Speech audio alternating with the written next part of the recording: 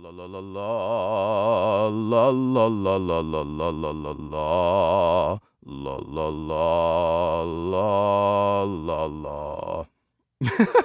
Okay, and we're back with another episode of Behind the Voice, and that's actually what I do to warm myself up a little bit. I do the trollolol singing voice thing. I don't know why. It just helps me flex the vocal cords a bit.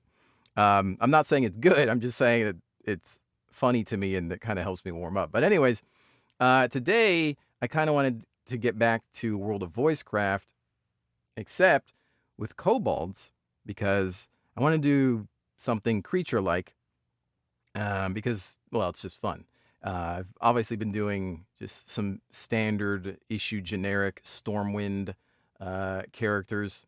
And, again, the whole premise behind World of Voicecraft is to do voiceover for characters that don't have a lot of actual voiceover, old vanilla characters where it's just pretty much, hello, how are you? And then you read text. That's it. So it's easier for me to do voiceover when I don't necessarily hear another voice actor, and that way I'm not comparing myself to that actor. So it's nice to have all that dialogue sitting around that might be untouched. But anyways, with kobolds, obviously they do have some voiceover, and there's a couple of lines here that I've picked up from like Wowpedia or whatever. Just some common kobold utterances, as they say. But anyways, I was thinking about this, and I feel like the kobold belongs to a certain voice family. And I always call it the Gollum family of voice acting. And I think it kind of starts with, I can't even remember the name of the show. I think it was on Cartoon Network. And there was a character called Meatwad that talked like this. And I've always been able to do that voice. I don't remember how far back, but that one I think sounds similar to that character. And it's a fairly common voice. A lot of people can do that one. But then that one also sounds like, I think, Lilo and Stitch. And admittedly, I'm not too familiar. I think that's a movie. I know what it is. I picture it in my head. I don't think it's not a show, is it? I think it's a movie. I apologize to all the Lilo and Stitch fans around the world. But I think it's almost the same type of voice. The same type of voice that talks like this. But then if you think about it, if you really, really think about it, and you bring it down like this, you can start to insult stupid fat hobbits. Ruins it. What's Tatus? Precious? Tatus? So Gollum's almost in that same family, except he gets kind of more like guttural and raspy, maybe. But then even within that family too, you seek Yoda.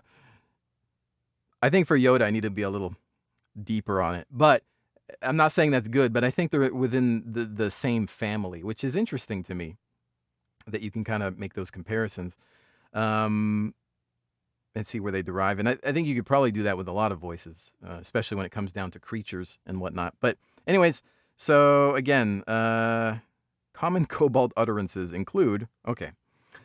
Unity candle. It's Yoda is pissed off in the side. No. Unity candle. That's better. Yep, me too. Me no run. It says me no run from class/minion type like you. Okay, so I guess me no run for warrior like you. I me run. Candle mine. For Candle King.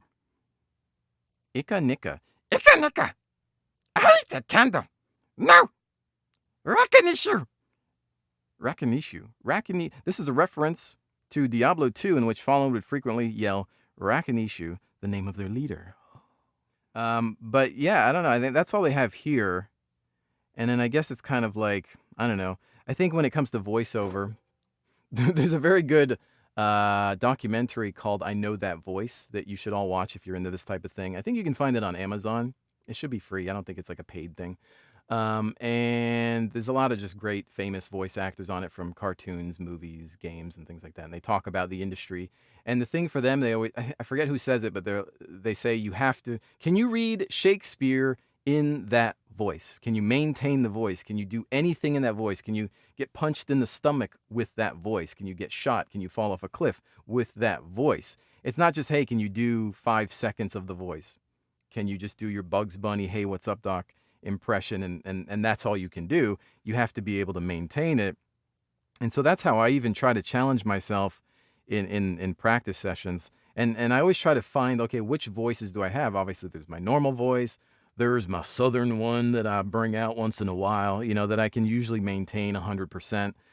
There's other ones that I play with, right? But I don't necessarily have enough confidence to ever say, hey, I can do a job in that voice, right? Like there's ones like I can do a job with my normal voice and the southern one and maybe some of these creature ones, but still practicing here and there. But let's just say we read a sentence here because there's no other lines. But despite living underground, kobolds do not have keen nocturnal sight and rely on candles to traverse the mines they call home. So, can you maintain it? Meh, debatable. So I think it's okay. I think it's funny enough to crack me up, and that's generally what's important in my life. But yeah, that was a fun little one. I'll have to look through a list of WoW creatures to see if there are any other like hilarious ones. Obviously, there's like Murlocs, but they don't really talk. They just do that like, and that could almost be in the same type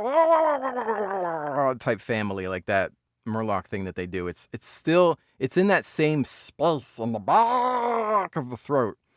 And I think it works. I don't know. But see, that's once again why I love doing this. But anyways, ladies and gentlemen, really hope that you've enjoyed today's Behind the Voice session. Thanks again. I'll see you on the next one.